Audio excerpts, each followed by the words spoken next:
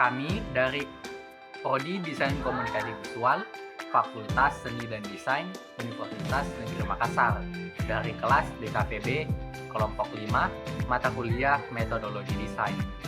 Pada kesempatan kali ini, kami akan mempresentasikan hasil laporan kami. Sebelumnya, izinkan kami memperkenalkan diri. Hai, perkenalkan nama saya Fatur Rahman dengan NIM 2408065 00014. Hai, perkenalkan nama saya Benedito Jefferson Kurniawan dengan NIM 24080650126. Halo, perkenalkan saya Raya Mulia Karini Air Karim dengan NIM 240806500021. Hai, saya Nostarisa Amora dengan NIM 2408065000025. Laporan tugas kelompok penerapan metode berpikir dalam proyek desain.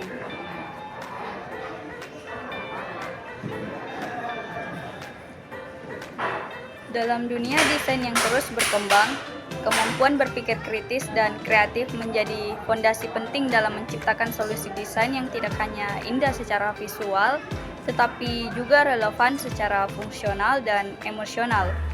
Metode berpikir dalam metodologi desain tidak hanya menjadi proses logis, melainkan strategi kognitif yang digunakan untuk merumuskan, mengevaluasi, dan menerapkan solusi yang berdasarkan pada pemahaman mendalam terhadap permasalahan nyata.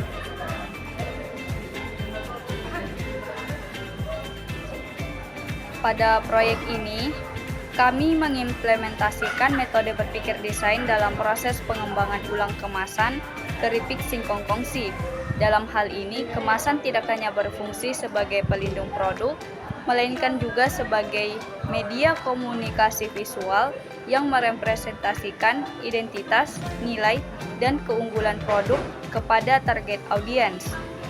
Oleh karena itu, proses berpikir yang terstruktur dan reflektif sangat dibutuhkan untuk menjembatani antara kebutuhan konsumen, tujuan merek, dan konteks pasar.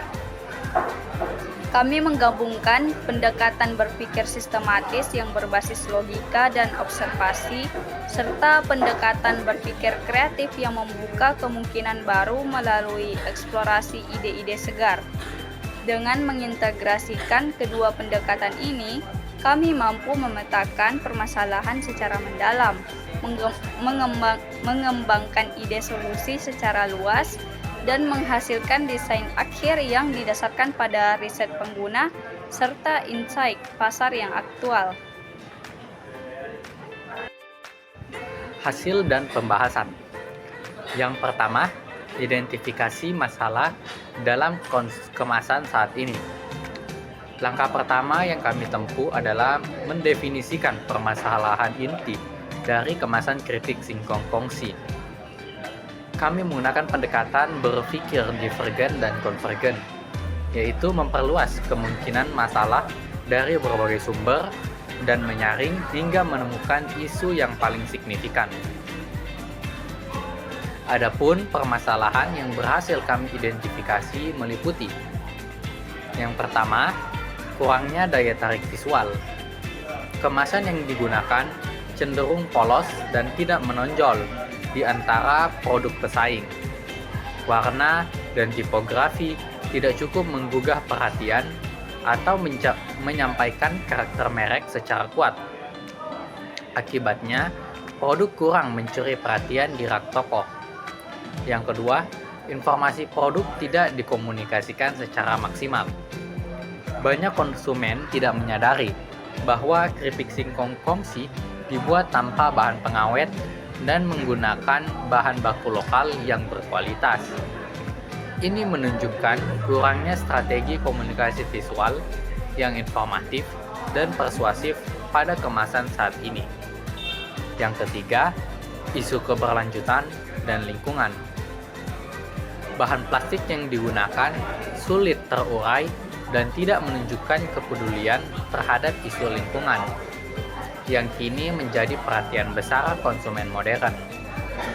Hal ini berpotensi mengurangi citra positif produk, terutama di kalangan konsumen muda yang lebih sadar lingkungan.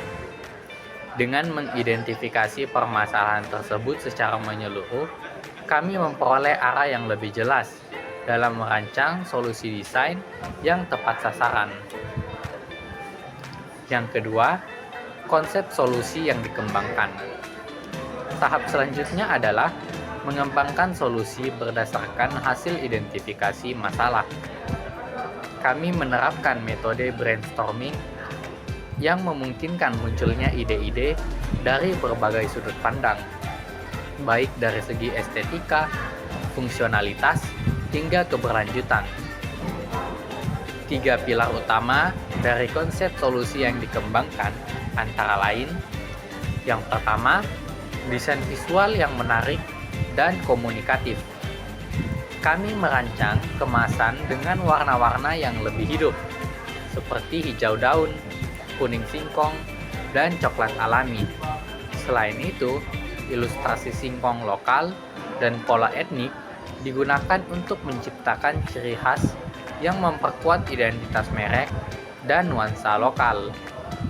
Tipografi juga dipilih yang rana baca dan berkarakter. Yang kedua, elemen edukatif dan storytelling. Untuk menjawab kebutuhan informasi yang lebih jelas, kemasan dilengkapi dengan narasi singkat tentang asal-usul produk, keunggulan alami tanpa pengawet, serta pesan sosial dari brand kongsi yang mendukung petani lokal. QR Code ditambahkan agar konsumen bisa mengakses informasi lebih lanjut melalui platform digital. Yang ketiga, material ramah lingkungan. Kami beralih dari plastik konvensional ke material yang ramah lingkungan berbahan dasar craft paper dan lapisan biofilm.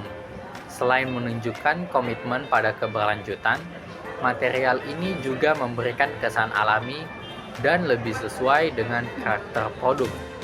Setiap solusi dirancang dengan mempertimbangkan user experience secara menyeluruh, mulai dari saat pertama melihat kemasan hingga saat membuka dan menyimpannya kembali. 3. Pengujian dan evaluasi konsep. Agar solusi yang dikembangkan tidak hanya ideal di atas kertas, kami melakukan pengujian langsung melalui pendekatan design thinking sampai tahap prototyping dan testing. Kami membuat beberapa mock-up kemasan dan melakukan uji coba kepada 20 responden dari berbagai latar belakang demografis, termasuk mahasiswa, ibu rumah tangga, dan pegawai kantoran. Terutama dari proses evaluasi ini adalah pertama, desain visual lebih atraktif dan mudah diingat. Sebagai besar responden menyebut bahwa desain baru terlihat lebih segar, profesional, dan membangkitkan rasa penasaran terhadap produk. Ilustrasi khas membuat merek lebih mudah diidentifikasi dibanding versi lama. Kedua, informasi mudah ditemukan dan lebih meyakinkan. Konsumen lebih cepat memahami keunggulan produk setelah membaca narasi di kemasan.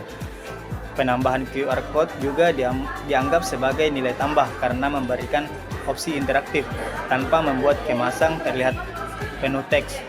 Ketiga, tanggapan positif terhadap kemasan ramah lingkungan. Mayoritas responden menyatakan bahwa pilihan material yang ramah lingkungan membuat mereka merasa lebih nyaman secara etis saat membeli produk. Ini sekaligus menjadi keunggulan yang dapat dimanfaatkan dalam kampanye pemasaran. Keempat, saran perbaikan minor. Dari saran perbaikan minor ini, beberapa responden menyarankan untuk memperbesar ukuran huruf pada bagian informasi gizi, serta menambahkan segel tambahan untuk memastikan keamanan produk saat belum dibuka. Kemudian pada bagian poin keempat, penyempurnaan dan finalisasi desain. Tahap terakhir itu dari proses ini adalah refleksi desain dan penyempurnaan berdasarkan umpan balik nyata. Dengan menerapkan prinsip iterative thinking, kami merevisi desain dalam beberapa aspek penting. Pertama, perbaikan komposisi visual. Tata letak elemen-elemen seperti logo, ilustrasi, dan informasi ditata ulang agar tidak saling tumpang tindih dan memiliki ritme visual yang nyaman bagi mata. White space juga diatur untuk memberi keseimbangan visual. Kemudian kedua, penyederhanaan informasi tanpa mengurangi makna. Kami menyusun ulang konten teks agar lebih padat, ringkas, dan langsung menyentuh aspek yang dicari konsumen, seperti manfaat, keaslian bahan, dan keunggulan kompetitif. Ketiga, pemilihan material akhir. Kami memilih material biodegradable multilayer yang tidak hanya ramah lingkungan, tetapi juga tahap terhadap kelembapan dan minyak, sehingga tetap menjaga kualitas keripik di dalamnya.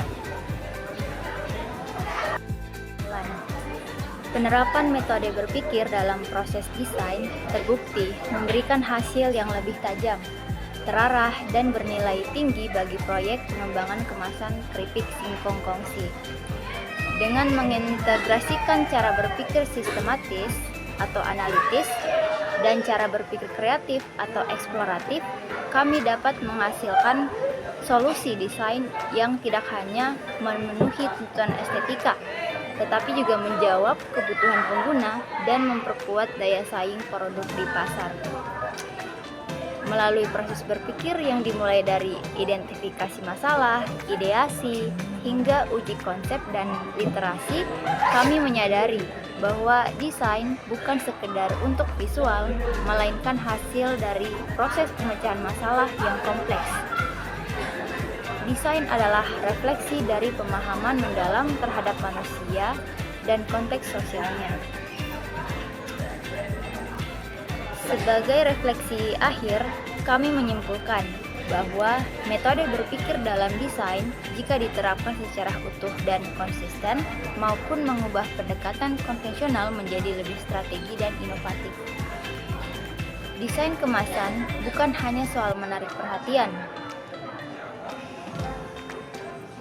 tapi juga tentang membangun hubungan emosional, menciptakan kepercayaan, dan menyampaikan nilai-nilai produk secara autentik dan relevan.